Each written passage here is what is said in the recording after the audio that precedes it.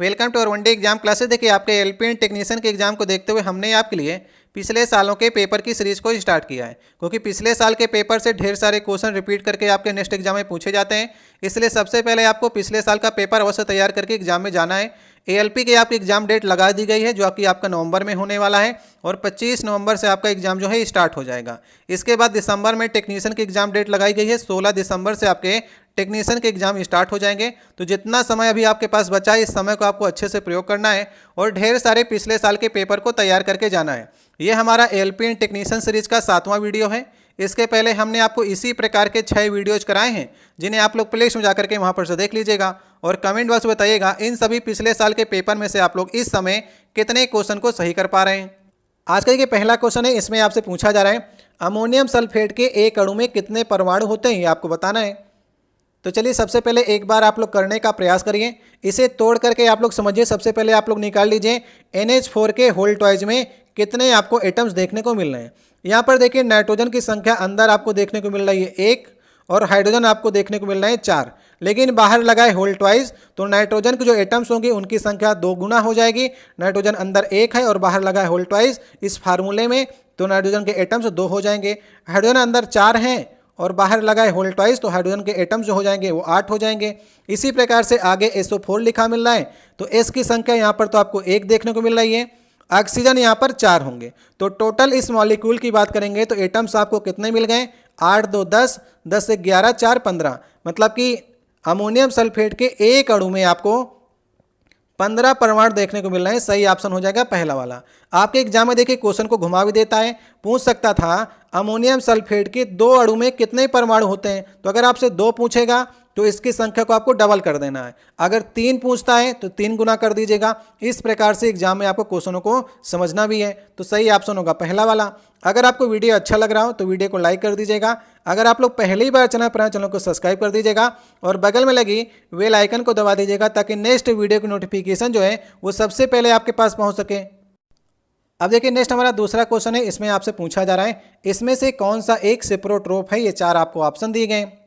सिप्रोट्रोप को हिंदी में कहते हैं मृतोपजीवी, और मृतोपजीवी वे आपके जीव होते हैं जो सड़े गले पेड़ पौधों या फिर सड़े गले जीवों से अपना भोजन बनाते हैं, वे आपके सिप्रोट्रोप में रखे जाते हैं। तो सही ऑप्शन होगा कुकुरमुत्ता, जिसे हम लोग इंग्लिश में मशरूम कहते हैं। इसकी सब्जी भी आप लोग खाते होंगे, ये आपका मृतोपजीवी में आता है। तो मृतोपजीवी में आपके जैसे ऑप्शन में आपके कवक रख सकता था, मशरूम एक प्रकार का कवक ही है।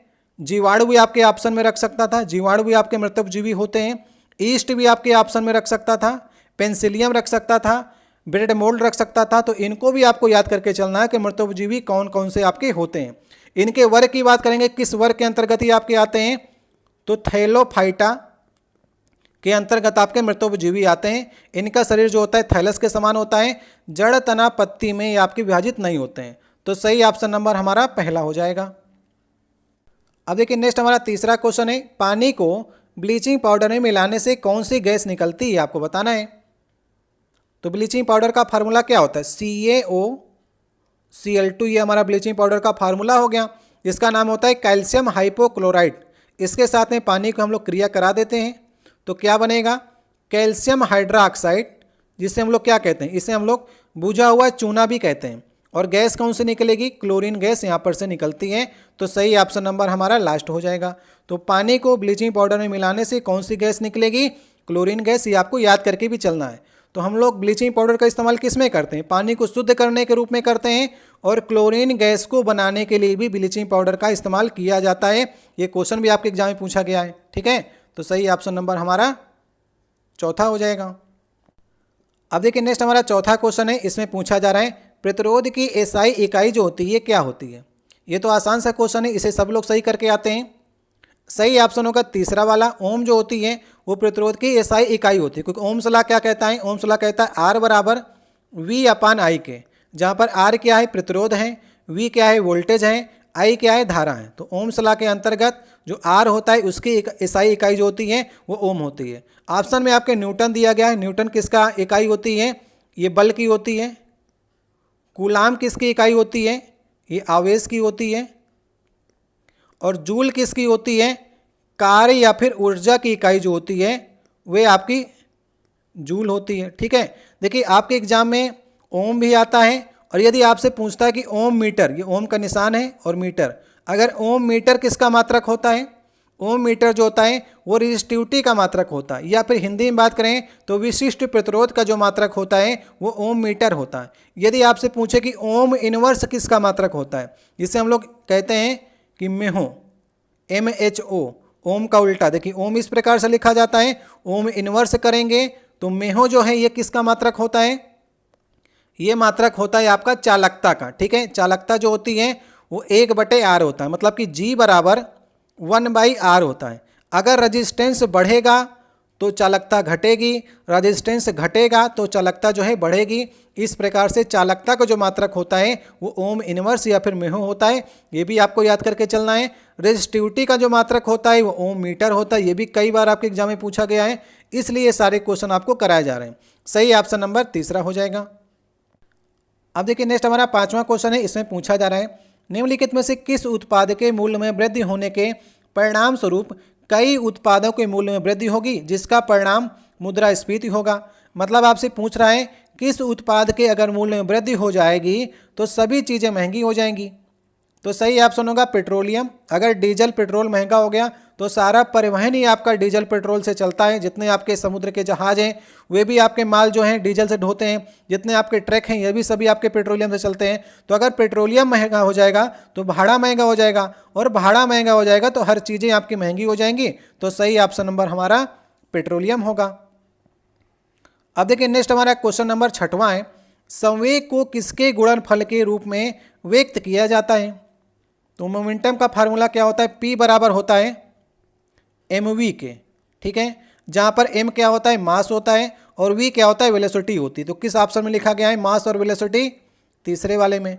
द्रव्यमान और वेग के मल्टीपल को हम लोग क्या कहते हैं, संवेग कहते हैं। सही ऑप्शन नंबर तीसरा हो जाएगा। और बल क्या होता है, F बराबर ma होता है।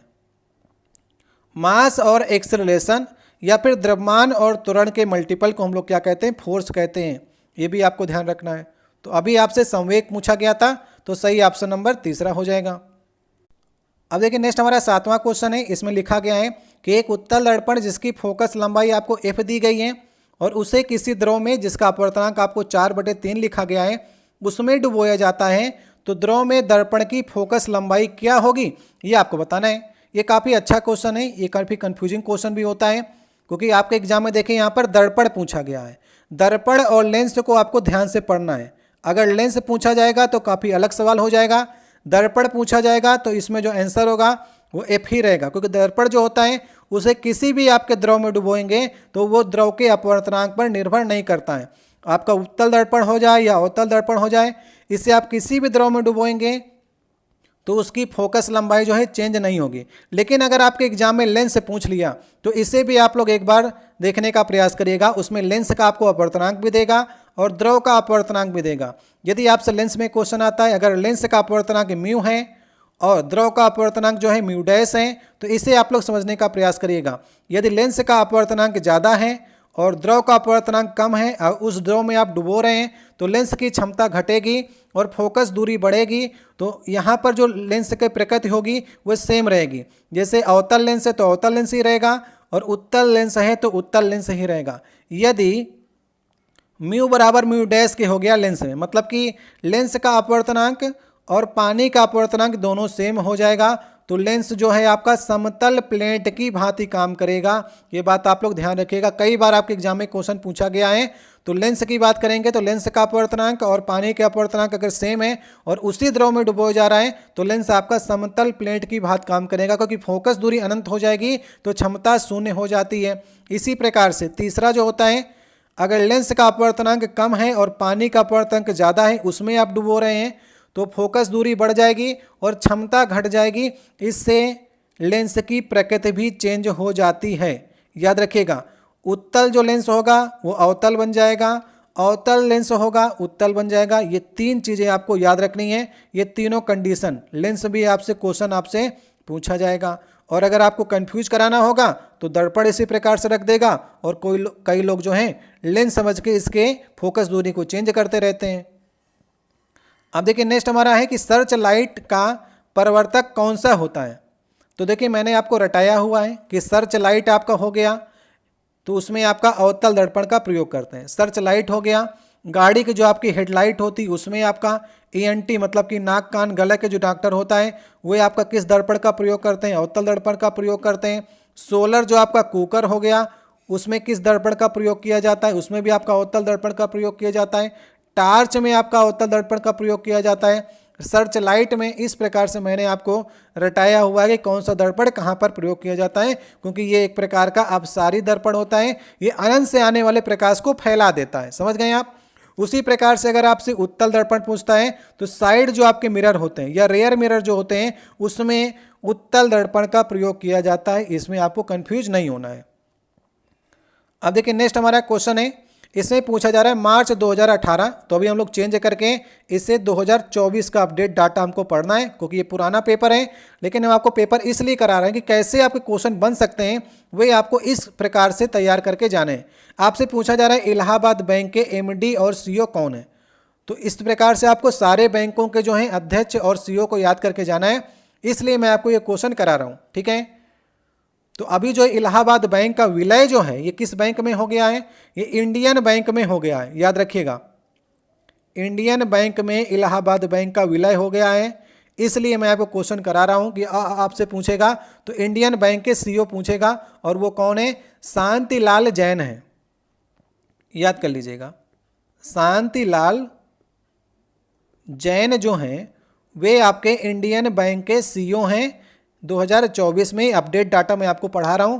आपसे इंडियन बैंक का पूछ सकता है कि विलय, इलाहाबाद बैंक का विलय किस में किया गया है, इंडियन बैंक में किया गया है, इसलिए क्वेश्चन आपको कराएं। पुराना डाटा तीसरा ऑप्शन था। अब देखिए तमिलनाडु के आपसे राज्यपाल पूछे गए थे पिछले पेपर में, तो अभी हम लोग 2024 का अपडेट डाटा पढ़ेंगे कि 2024 में तमिलनाडु के राज्यपाल कौन है। चलिए बताने का प्रयास करिए आप लोग। तो तमिलनाडु के राज्यपाल इस समय अगर 2024 की बात करेंगे तो RN रवि हैं। ठीक है, 2024 का हमको सारा डाटा याद करके चलना है। अगर मुख्यमंत्री की बात करेंगे तो MK स्टालिन जो हैं वो तमिलनाडु के मुख्यमंत्री हैं। और राज्यपाल पूछा गया था तो सारे आप लोग राज्यपाल हर राज्यों के याद करके चलिएगा। पुराने डाटा के अनुसार सही ऑप्शन था दूसरा वाला। अब देखिए नेक्स्ट हमारा क्वेश्चन है, इसमें पूछा जा रहा है अलैंगिक प्रजनन लैंगिक प्रजनन से भिन्न है, तो अलैंगिक प्रजनन में क्या होता है आपको बताना है। ये क्वेश्चन नंबर हमारा आज का 11 नंबर हो जाएगा। तो देखिए दो प्रकार के आपके प्रजनन होते हैं, एक लैंगिक एक आपका अलैंगिक।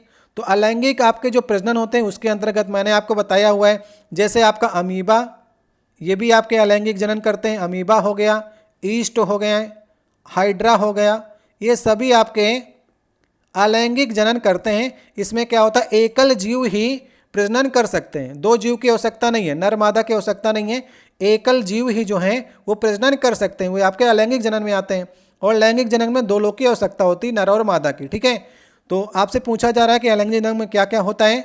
तो नए जीव जो होते हैं, नए जीव जनक माता पिता के समान होते हैं। मतलब कि अमीबा जो है उसका जो लड़का होगा या फिर उससे जो जीव उत्पन्न होगा वे सभी एक जैसे दिखते हैं। हाइड्रा में भी आपको देखते होंगे एक जैसे दिखेंगे। लेकिन जो लैंगिक जनन होता है, जिस प्रकार से मनुष्यों में आपका जनन होता है, आप देखते होंगे आपके माता पिता और आप दोनों भिन्न भिन्न हैं। आप अपने माता पिता के जैसे नहीं दिखते हैं, उसमें विविधता आ जाती है कई प्रकार की। लेकिन जो आपके लैंगिक अलैंगिक जनन होते हैं उसमें विविधता नहीं आती है। जैसे माता पिता होते हैं सेम वैसे ही उसके नए जीव या पुत्र होते हैं। तो सही ऑप्शन होगा पहला वाला। तो अलैंगिक जनन में नए जीव जनक जो होते हैं माता पिता के बिल्कुल सेम संरचना होती है। ठीक है, पहला वाला ऑप्शन सही ऑप्शन हो जाएगा। अब देखिए नेक्स्ट क्वेश्चन है, एक परमाणु में न्यूट्रॉनों की संख्या किसके बराबर होती है। तो आपको देखिए हमने बताया था फार्मूला कैसे, A बराबर P+N बताया था।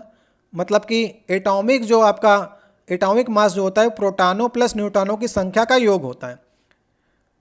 तो न्यूट्रॉनों की संख्या किसके बराबर होगी, न्यूट्रॉनों की N बराबर आ जाएगा A-P के। मतलब कि द्रव्यमान संख्या और परमाणुओं की संख्या, इन दोनों के अंतर को न्यूट्रॉन कहते हैं। सही ऑप्शन तीसरा हो जाएगा। एग्जाम्पल के थ्रू समझ लीजिए, जैसे कि यहाँ पर सोडियम हमारा 11 इसका होता है परमाणु क्रमांक और 23 होता है इसकी द्रव्यमान संख्या।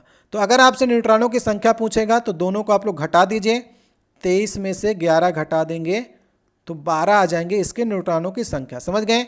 और न्यूट्रॉन्स और प्रोटॉन्स का योग जो होता है वो द्रव्यमान संख्या होती है, ये भी आपको याद रखना है।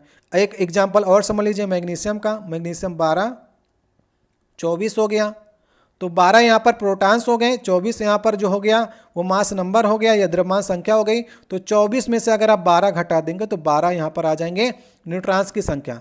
अब 12 देखिए सेम हो गए, तो इन्हें हम लोग कह सकते हैं ये एक प्रकार के सम न्यूट्रॉनिक हैं, क्योंकि इनमें न्यूट्रॉनों की संख्या जो है सोडियम और मैग्नीशियम में सेम है, ये भी आप लोग ध्यान रखिएगा। तो सही ऑप्शन नंबर हमारा हो जाएगा तीसरा वाला। अब देखिए नेक्स्ट क्वेश्चन है हमारा, क्वेश्चन नंबर ये 13 होगा। ऑक्टेट वर्गीकरण में न्यूलैंड लॉ में निम्नलिखित में से कौन सा तत्व जो है वो अंतिम तत्व है, ठीक है। तो हम आपको दिखाने जा रहे हैं न्यूलैंड की जो आपकी सीरीज थी, जो न्यूलैंड ने अपनी पीरियड टेबल बनाई थी, इसे आप लोग गौर से देखने का प्रयास करिएगा, ठीक है। यहाँ पर देखिए अगर हम न्यूलैंड के पहले तत्व की बात करेंगे तो पहला तत्व हाइड्रोजन था। टोटल तत्व इसमें 56 रखे गए थे। लास्ट तत्व देखिए यहाँ पर थोरियम रखा गया है ना 56, तो लास्ट तत्व जो था वो 56 तत्व थे। तो अंतिम पूछा जाएगा तो थोरियम सही करना है, पहला पूछा जाएगा तो आपको हाइड्रोजन सही करना है, याद रखिएगा, ठीक है। टोटल तत्वों की संख्या 56 थी। 1866 में न्यूलैंड ने अपने ऑक्टेट का नियम दिया था, ये भी आपको याद रखना है। और न्यूलैंड का ऑक्टेट का नियम जो है किस तत्व के आगे जाकर के फेल हो गया था, ये भी क्वेश्चन आपके एग्जाम में पूछा जाता है। और ये भी आपके एग्जाम में पूछा जाता है कि न्यूलैंड का जो ऑक्टेट का नियम था वो किस स्वर ध्वनि में चलता है। तो आपका सारे गामा पादा नी, जिस प्रकार संगीत के स्वर होते हैं उसी प्रकार से सारे गामा पादा नी के बाद जैसे सा फिर से आ जाता है। तो न्यूलैंड ने बताया था कि जैसे यहाँ पर देखिए इसने तत्वों के नंबरिंग कर रखी है, हाइड्रोजन 1 2 3 4 5 6 7, तो 8वां जो आपका तत्व होगा उसके गुण हाइड्रोजन के, फ्लोरीन के, क्लोरीन के, इनके गुण जो होंगे आपस में समान होंगे 8वें तत्व के, इसलिए न्यूलैंड का ऑक्टेट इसे कहा जाता है। और आपसे पूछा जाता है किसके आगे जो है वो न्यूलैंड का लॉ फेल हो गया था, तो कैल्शियम तत्व के आगे जो है गुण मिलना कम हो गए थे, इसलिए कैल्शियम तत्व के आगे न्यूलैंड का नियम जो है फेल हो गया था। ये सारे क्वेश्चन मैंने आपको बता दिए जितने आपके एग्जाम में न्यूलैंड से पूछे जाते हैं। तो याद रखिएगा अंतिम तत्व जो था वो थोरियम था। तत्वों की संख्या कितनी है 56, और 56वां तत्व ही थोरियम था, ये याद रखिएगा आप लोग, ठीक है। चलिए इस प्रकार से देखिए सारे गामा पादा नी, इस प्रकार से अगर हम देखें संगीत के स्वर में तो हाइड्रोजन, फ्लोरीन, क्लोरीन इनके गुण आपस में समान होंगे, इनके गुण आपस में समान, और फिर कैल्शियम के आगे जो है ये सीरीज आपकी आगे नहीं बढ़ पाई थी, नेक्स्ट तत्वों के गुण आपस में मैच नहीं कर रहे थे। इससे आप लोग को इसलिए मैंने दिखाने के लिए प्रयास किया है। नेक्स्ट देखिए क्वेश्चन है, पूछा जा रहा है कि रेनवियर के नोट्स सूक्ष्म रिक्त स्थान होते हैं जो किसमें पाए जाते हैं, आपको बताने हैं। कुछ क्वेश्चन थोड़े से डीप पूछे गए हैं, तो इन्हें अगर आपको नहीं तैयार हो पाते हैं तो आपको रटने ही पड़ते हैं। जैसे यहाँ पर रेनवियर के नोट्स से क्वेश्चन आया है, तो यहाँ पर आप लोग देखिए इसे समझने का प्रयास करिएगा। यह है आपकी तंत्रिका कोशिका, ठीक है। तंत्रिका कोशिका में आपको मालूम है साइटान होता है, एक्सॉन होता है, डेंड्रॉइड्स होता है, और यहाँ पर देखिए आपको माइलिन सीट देखने को मिल रही है। माइलिन सीट या फिर माइलिनीकृत एक्सॉन इसे कहते हैं। तो जैसे यहाँ पर आप देख रहे हैं रेनवियर के नोट्स जो हैं वो माइलिन सीट के अंतर्गत ही आते हैं। तो माइलिन सीट जो है जहाँ जहाँ पर संकुचित हो जाती है, देखिए यहाँ पर माइलिन सीट आई है और यहाँ पर संकुचित हो जा रही है, जहाँ पर सिकुड़ापन होता है वहाँ पर सूक्ष्म रिक्त स्थान होते हैं, उसी कहते हैं रेनवियर के नोट्स, ठीक है। तो अभी क्वेश्चन के ऊपर चलते हैं, आपने संरचना को देख लिया। अभी क्वेश्चन पूछा जा रहा है कि रेनवियर के नोट्स सूक्ष्म रिक्त स्थान होते हैं जो किसमें पाए जाते हैं, तो सही ऑप्शन होगा माइलिनीकृत एक्सॉन में, लास्ट वाला ऑप्शन सही ऑप्शन होगा, ठीक है। जब आप इस तंत्रिका कोशिका को ढंग से पढ़ेंगे तभी आप इस तरह के क्वेश्चनों को सही कर सकते हैं, समझ गए। इस चित्र को आपको अच्छे से देख लीजिए, इससे कई क्वेश्चन अभी आपके एग्जाम में पूछे जाते हैं। अब देखिए नेक्स्ट हमारा क्वेश्चन है, आपसे 2018 से अपडेट करके हम लोग हमेशा 2024 को पढ़ेंगे, ठीक है। तो 2024 यहाँ पर आप लोग कर लीजिएगा। पूछा गया है प्रधानमंत्री की आर्थिक सलाहकार परिषद में इस समय बताइए अध्यक्ष कौन है। प्रधानमंत्री की आर्थिक सलाहकार परिषद के इस समय अध्यक्ष जो हैं वो डॉक्टर, याद रखिएगा नाम अनंत नागेश्वर। इसलिए आपको पुराने क्वेश्चन करा रहे हैं ताकि आपका ध्यान जो है अगर आप करंट अफेयर में इस प्रकार के क्वेश्चन नहीं पढ़ रहे हैं तो पढ़ना स्टार्ट कर दीजिए। 2024 में प्रधानमंत्री के आर्थिक सलाहकार परिषद के अध्यक्ष हैं डॉक्टर अनंत नागेश्वरम, ये नाम आप लोग याद कर लीजिएगा। आपसे देखिए प्रधान सचिव भी पूछ सकता है। प्रधानमंत्री के प्रधान सचिव इस समय कौन है? PK मिश्रा हैं, ये नाम भी आप लोग याद रखिएगा, ठीक है। तो पुराना डाटा के अनुसार भी आंसर देख लीजिए, पहले जो थे वो विवेक देवराय थे। अब देखिए नेक्स्ट हमारा क्वेश्चन नंबर 16 है। उस धातु का आपको नाम बताना है जिसे आसानी से चाकू से काटा जा सकता है। देखिए धातुओं का जो गुण होता है, धातुएं ज़्यादातर कठोर हैं, लेकिन कुछ आपकी धातुएं जो हैं वो नरम धातुओं में आती हैं। जैसे आपके ऑप्शन में सोडियम रखा गया है, सोडियम आपकी नरम धातुओं में आती है, इसे चाकू से आप आसानी से काट सकते हैं। आपके ऑप्शन देखिए सोडियम भी दे सकता था, सोडियम तो दिया ही हुआ है, पोटेशियम दे सकता था, लिथियम भी आपकी नरम धातुओं में आती है और सीजियम भी आपकी नरम धातुओं में आती है। तो सोडियम, पोटेशियम, लिथियम, सीजियम ये सभी आपकी नरम धातुओं में आती हैं, कोई भी आपके ऑप्शन में रख सकता था, लेकिन ज़्यादातर सोडियम, पोटेशियम, लिथियम आपको देखने को मिलेंगे। और एक क्वेश्चन आपके एग्जाम में आता है कि सोडियम को किस में रखा जाता है, तो सोडियम को मिट्टी के तेल में डुबो करके रखा जाता है, क्योंकि ये बहुत ज़्यादा अपक्रियाशील आपकी धातु होती है, ये हवा में और नमी पा जाए तो आग पकड़ लेती है। तो सोडियम को, लिथियम को और पोटेशियम को, इनको भी आपको मिट्टी के तेल के अंतर्गत रखा जाता है, क्योंकि ये भी आपकी बहुत ही ज़्यादा अपक्रियाशील धातुएं होती हैं। और आपका एक क्वेश्चन पूछा जाता है कि किस अधातु को, याद रखिएगा तब आपसे अधातु पूछेगा, किस अधातु को पानी के अंदर रखा जाता है। ये क्वेश्चन आपके एग्जाम में पूछा गया है। अभी तो मिट्टी का तेल देखिए पूछा गया, किस अधातु को पानी के अंदर रखा जाता है, तो आपको सही करना है फास्फोरस। फास्फोरस जो है वो ऑक्सीजन से क्रिया कर लेता है, इसलिए इसे पानी के अंदर रखा जाता है डुबो करके। मिट्टी के तेल में सोडियम, पोटेशियम, लिथियम और अधातु में पूछेगा तो पानी के अंदर डुबो के रखा जाता है फास्फोरस को। सही ऑप्शन होगा तीसरा वाला। अब देखिए नेक्स्ट हमारा 17 नंबर क्वेश्चन है। इसमें पूछा जा रहा है कि 4 किलोग्राम भार की एक वस्तु जो है वो क्षैतिज दिशा में 5 मीटर पर सेकंड की गति से बढ़ रही है। इसकी गति अगर 10 मीटर पर सेकंड तक बढ़ाने पर इस पर किया गया कार्य आपको बताना है। तो ये क्वेश्चन कई लोग दो प्रकार से करते हैं, दोनों प्रकार से, जिसमें आपको जिस प्रकार समझ में आता है वैसे आप लोग करने का प्रयास करिएगा। यहाँ पर देखिए कार्य क्या होता है, कार्य बराबर W बराबर F इंटू S होता है। और F तो आपको फोर्स तो दिया नहीं गया, तो इसको और चेंज कर लीजिए, F क्या हो जाएगा, F बराबर MAS। मास आपको यहाँ पर दिया गया है 4 किलोग्राम, लेकिन एक्सेलरेशन और विस्थापन आपको नहीं दिया गया है, तो आप यहाँ पर यूज करेंगे गति के तीसरे नियम को। गति का तीसरा नियम क्या कहता है, V स्क्वायर बराबर U स्क्वायर प्लस 2AS, ठीक है, ये गति का तीसरा नियम है। अंतिम वेग आपको दिया गया 10 मीटर पर सेकंड, तो इसका स्क्वायर के लिए 10 का स्क्वायर करेंगे तो 100 आ जाएगा। प्रारंभिक वेग आपको 5 दिया गया है, तो 5 का स्क्वायर करके यहाँ पर लिख दीजिए और 2AS आ जाएगा। 2AS की वैल्यू कितनी आ जाएगी, 100 माइनस 25 करेंगे तो 75 आ जाएगी। और AS की वैल्यू यहाँ पर से निकल करके 75/2, और AS यहाँ पर आप रख दीजिए AS की जगह में। मास आपको 4 दिया गया है, 75/2 आप रखेंगे, 2 से यहाँ पर कटेगा 2 आ जाएगा, 75 दूनी 150, तो कार्य जो आ जाएगा वो 150 जूल आ जाएगा। सही ऑप्शन नंबर पहला हो जाएगा। कुछ लोग देखिए इसको गतिज ऊर्जा से लगाते हैं कि काइनेटिक एनर्जी में जो वृद्धि होती है वो कार्य के बराबर ही होती है। तो काइनेटिक एनर्जी में वृद्धि अगर आपको निकालनी है तो 1/2 mv और यहाँ पर v2 का स्क्वायर माइनस v1 का स्क्वायर, ये आपकी वृद्धि आ गई काइनेटिक एनर्जी की। तो 1/2 m की वैल्यू आपको 4 दी गई है और v2 यहाँ पर 10 है तो 10 का स्क्वायर करेंगे तो 100 आ जाएगा, और v1 यहाँ पर 5 है तो 5 का स्क्वायर करेंगे तो 25 आ जाएगा। तो 2 से यहाँ कट जाएगा, 2 आ जाएगा, 2 मल्टीप्लाई 75 करेंगे तो फिर भी आपको आंसर जो है वो 150 प्राप्त हो जाएगा। तो इस प्रकार से भी कई लोग काइनेटिक एनर्जी लगाते हैं, कुछ लोग गति के तीसरे नियम का प्रयोग करके लगाते हैं, जिसमें से आपको समझ में आ जाए वैसे आप लोग इस प्रकार के क्वेश्चन को लगाने का प्रयास करिएगा। दोनों में आपको आंसर जो है पहला ही देखने को मिलेगा।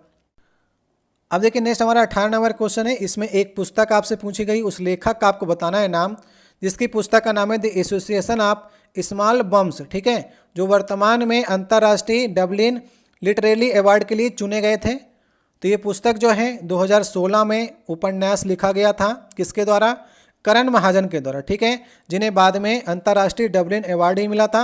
इसलिए पुस्तक अभी भी आपको याद करके चलनी है। जो पुस्तक अवार्ड पा जाती है ना वो कई वर्षों तक आपके एग्जाम में पूछी जाती है। इनका एक उपन्यास 2012 में इन्होंने लिखा था जिसका नाम था फैमिली प्लानिंग, ये भी काफ़ी फेमस हुआ था। और कन्नड़ महाजन का ये आप लोग याद रखिएगा, इसमें 1996 में नई दिल्ली के बाज़ार में जो बम विस्फोट हुआ था उसके कहानी जो है इसके अंदर जो है रखी गई है, लेकिन रेलवे ने इसका आंसर गलत लगाया है, रेलवे ने चेतन भगत किया है, आप लोग इसे सही कर लीजिएगा। ये करण महाजन की पुस्तक है, रेलवे से गलती होती है इसलिए ये पेपर करा रहा हूँ ताकि आप समझ सके कि आंसर जो है रेलवे गलत करके चलता है। सही ऑप्शन नंबर पहला हो जाएगा। अब देखिए नेक्स्ट हमारा एक और क्वेश्चन आया था करंट अफेयर से, इसे अपडेट करके 2024 कर लीजिएगा। अभी भी जो अगर बात करें तो कोलकाता के आईपीएल टीम के जो हैं कोलकाता नाइट राइडर्स के मालिक कौन हैं ये पूछा गया था। तो अभी अगर हम बात करें तो अभी भी आपसे क्वेश्चन आ सकता है। पिछले बार कोलकाता पूछा गया था, तो कोलकाता के कौन है? शाहरुख खान है, और शाहरुख खान के साथ में जूही चावला भी हैं। ठीक है, जूही चावला और शाहरुख खान दोनों इसके मालिक हैं। अगर हम बात करते हैं कि मुंबई के कौन है, तो मुंबई के आपके मुकेश अंबानी हैं। सनराइज हैदराबाद के भी आपके एग्जाम में पूछे गए थे, सनराइजर्स हैदराबाद के कालानिधि मारन है। सीएसके मतलब कि चेन्नई के अगर आपसे पूछता है तो एन श्रीनिवासन है। अगर पंजाब के आपसे पूछता है तो पंजाब के कौन है? पंजाब के प्रीति जिंटा हैं। गुजरात लायंस अगर आपसे पूछता है तो केशव बंसल हैं। और लखनऊ से आपसे पूछता है तो कौन होंगे? संजीव गोयनाका होंगे। इस प्रकार से भी आप लोग इनकी लिस्टों को ध्यान में रखिएगा। अभी भी आपके शाहरुख खान जो हैं कोलकाता के मालिक हैं। नेक्स्ट देखिए क्वेश्चन है कि किन अभिक्रिया के द्वारा उच्च प्रतिक्रिया वाली धातुओं का निष्कासन होता है? तो इसका सही ऑप्शन होगा इलेक्ट्रोलिसिस, जिसे हम लोग हिंदी में कहते हैं विद्युत अपघटन। विद्युत अपघटन के द्वारा जो उच्च प्रतिक्रियाशील धातुएं होती हैं, जैसे आपका एल्युमिनियम हो गया, कैल्शियम हो गया, सोडियम हो गया, मैग्नीशियम हो गया, इनको जब अयस्क से निष्कर्षण करते हैं धातुओं का, तो किस क्रिया का प्रयोग करते हैं? इलेक्ट्रोलिसिस का प्रयोग करते हैं, विद्युत अपघटन का प्रयोग करते हैं। जल में विद्युत धारा प्रवाहित करके इनका निष्कासन किया जाता है, इसी को कहते हैं इलेक्ट्रोलिसिस। सही ऑप्शन नंबर तीसरा हो जाएगा। अब देखिए नेक्स्ट हमारा 21 नंबर क्वेश्चन है। आपको बताना है रिक्त स्थान की जगह पर उचित विकल्प का आपको चयन करना है। वे पौधे जिनमें पौधों के विभिन्न भाग उपस्थित नहीं होते हैं वे किस समूह के अंतर्गत होते हैं?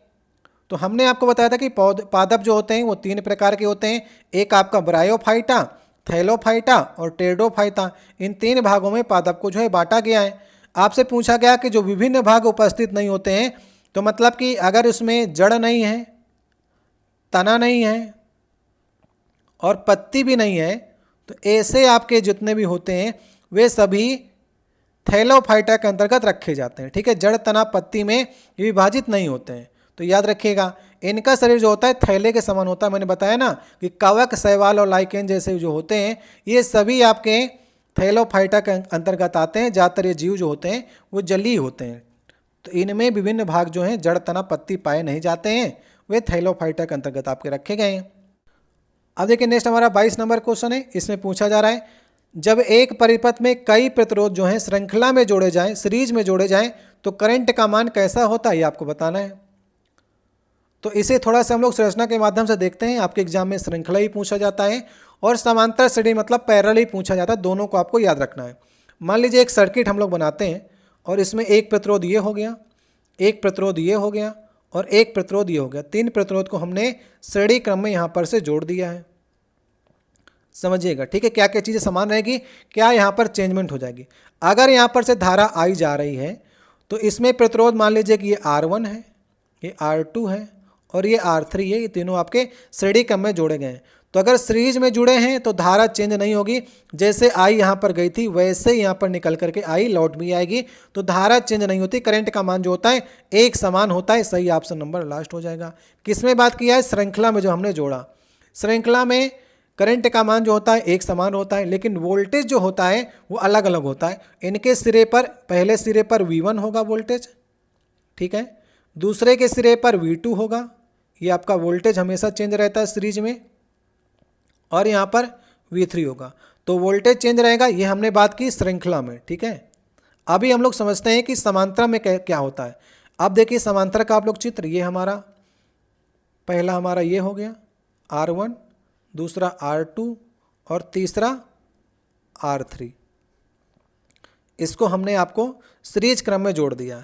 अब यहाँ पर से मान लीजिए धारा आई गई, धारा आई जाती है, अब यहाँ पर ये I1 हो जाएगी, I2 हो जाएगी, I3 हो जाएगी, ये 3 भागों में बढ़ जाएंगे। तो पैरेलल में समांतर श्रेणी में आपको याद रखना है धारा का मान जो होता है वो अलग अलग होता है, लेकिन वोल्टेज जो होता है वो तीनों पर एक ही होता है। मतलब यहाँ पर V है और लास्ट में V होगा, तो वोल्टेज चेंज नहीं होता किसमें, समांतरम में। यदि आपसे समांतर श्रेणी में पूछेगा तो वोल्टेज चेंज नहीं होता है, श्रेणी में पूछेगा तो धारा चेंज नहीं होती है। धारा इसमें I1, I2, I3 3 भाग में डिवाइड हो जाती है और श्रेणी क्रम में धारा नहीं चेंज होती। दोनों क्वेश्चन आपके एग्जाम में बहुत कंफ्यूज कराते हैं, इसलिए आज आपको क्लियर कर रहे हैं। देखिए नेक्स्ट हमारा 23 नंबर क्वेश्चन है, मेंडलीव की आवर्त सारणी में तत्वों के गुणों को उसके किस आवधिक स्वभाव में माना जाता है, ये आपको बताना है। तो मेंडलीव की आवर्त सारणी और मोजले की आवर्त सारणी आपके एग्जाम में काफ़ी कंफ्यूज कराती है। तो मेंडलीव की जो आवर्त सारणी थी वो एटॉमिक मास के क्रम में बनाई गई थी, ये बात आपको एग्जाम में ध्यान करके चलनी है। और आधुनिक जो आवर्त सारणी है वो एटॉमिक नंबर के क्रम में बनाई गई है, जो कि मोजले के अनुसार 1913 में बनाई गई थी। और तत्वों की संख्या लगभग आपकी 118 है।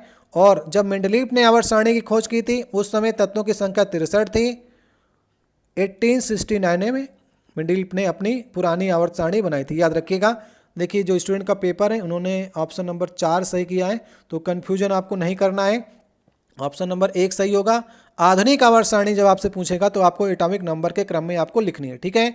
तो सही ऑप्शन कौन सा हो जाएगा, सही ऑप्शन नंबर हमारा पहला हो जाएगा।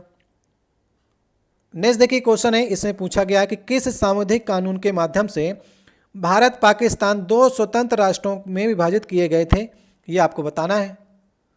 तो किस एक्ट के अंतर्गत ये हुआ था, भारतीय स्वतंत्रता अधिनियम एक्ट 1947 के अंतर्गत हुआ था, ऑप्शन नंबर 2 सही होगा।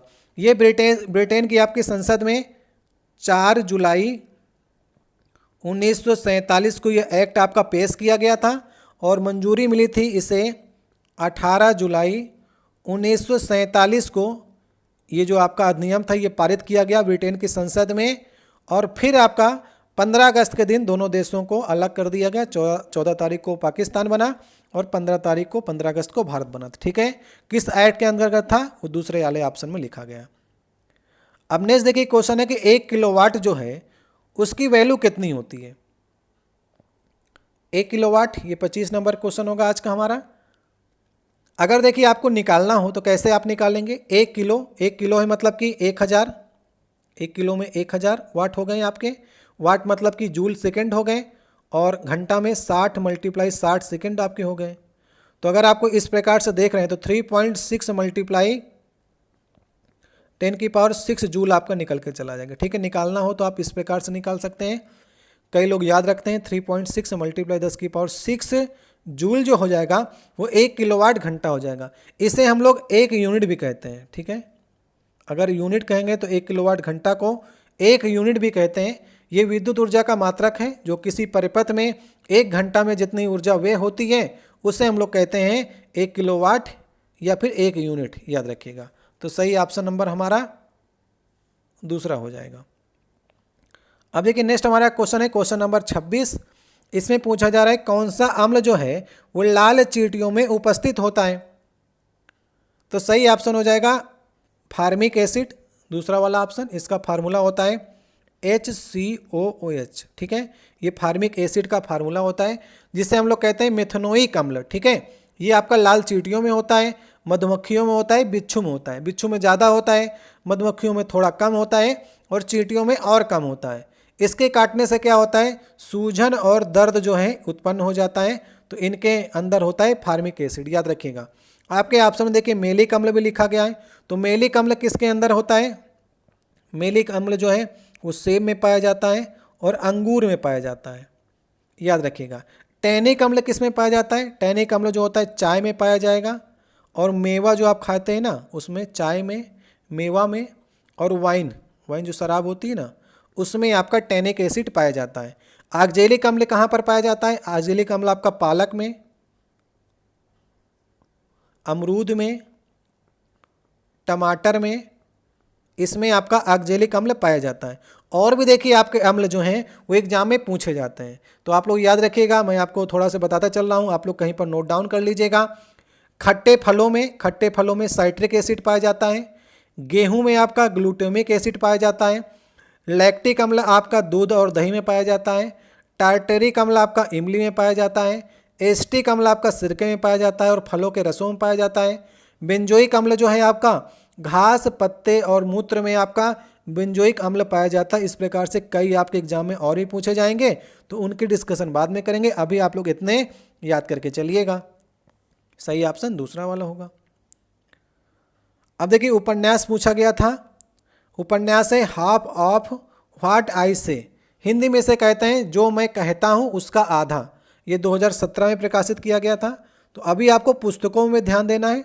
कम से कम पुस्तकें रखिएगा आप लोग लिस्ट में, जो लेटेस्ट आपकी पुस्तकें हों। जैसे आपका 24 में एग्जाम हो रहा है, तो 22, 23, 24 की जो भी पुस्तकें आप 2-3 साल में प्रकाशित हुई हैं, उनकी लिस्ट आप लोग याद कर लीजिएगा। नहीं अगर आपको मिल रही हो तो बताइएगा, टेलीग्राम चैनल पर हम लोग डिस्कस कर लेंगे और लिस्ट आपको दे देंगे। वहाँ पर से आप लोग इंपॉर्टेंट पुस्तक जो है एग्जाम के 2-4 दिन पहले देख के जाएंगे, तो कोई 1-2 पुस्तकें पूछी जाएंगी तो आपको आ जाएंगी। तो ये पुस्तक के लेखक आपसे पूछे गए थे। सही ऑप्शन होगा अनिल मेनन जो है वो इस पुस्तक के लेखक हैं। तो सही ऑप्शन नंबर हमारा दूसरा हो जाएगा। अब देखिए नेक्स्ट हमारा 28 नंबर क्वेश्चन है। नकारात्मक त्वरण जो है निम्नलिखित में से किसकी दिशा के विपरीत होता है, ये आपको बताना है। तो नकारात्मक त्वरण का मतलब है मंदन, आपसे पूछ रहा है। तो देखिए एक्सेलरेशन क्या होता है। एक्सेलरेशन ए बराबर होता है डेल्टा वी बाई टी होता है। डेल्टा वी का मतलब होता है v2 माइनस v1 अपान टी, या फिर इसे कह सकते हैं v minus you upon T. अंतिम वेग से प्रारंभिक वेग को घटा देंगे और बटे समय करेंगे तो एक्सेलरेशन आ जाएगा।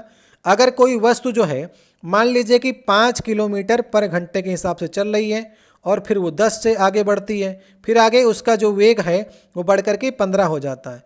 तो यहाँ पर देखिए बढ़ रहा है, तो अंतिम वेग देखिए ज़्यादा हो गया और प्रारंभिक वेग अगर कम है, तो अगर आप यहाँ पर से एक्सेलरेशन निकालेंगे तो 15/15 माइनस 5 करेंगे तो हमेशा वैल्यू जो आएगी ये पॉजिटिव के रूप में आएगी।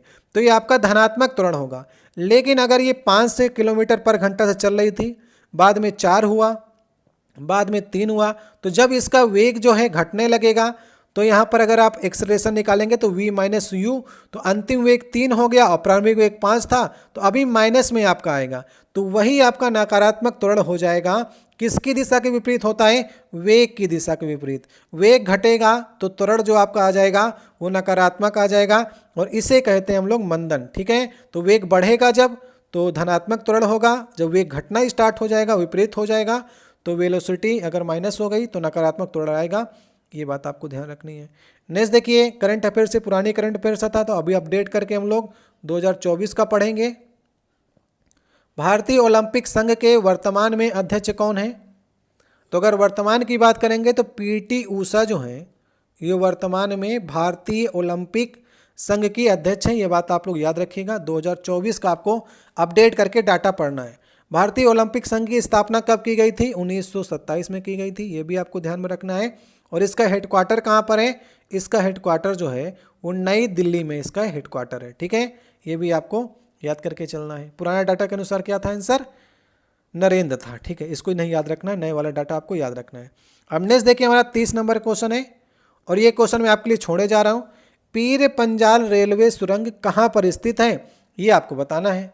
तो ये क्वेश्चन मैं आपके लिए छोड़े जा रहा हूँ। इस सेट में हमने आपको 30 क्वेश्चन कराए हैं और ये पिछले साल के आपके ज़्यादातर इसमें हमने साइंस के क्वेश्चन कराए हैं, लेकिन करंट अफेयर हमने आपको अपडेट करके कराई है। तो अगर आप लोग साइंस की तैयारी कर रहे हो तो ये सेट आपके लिए बढ़िया है।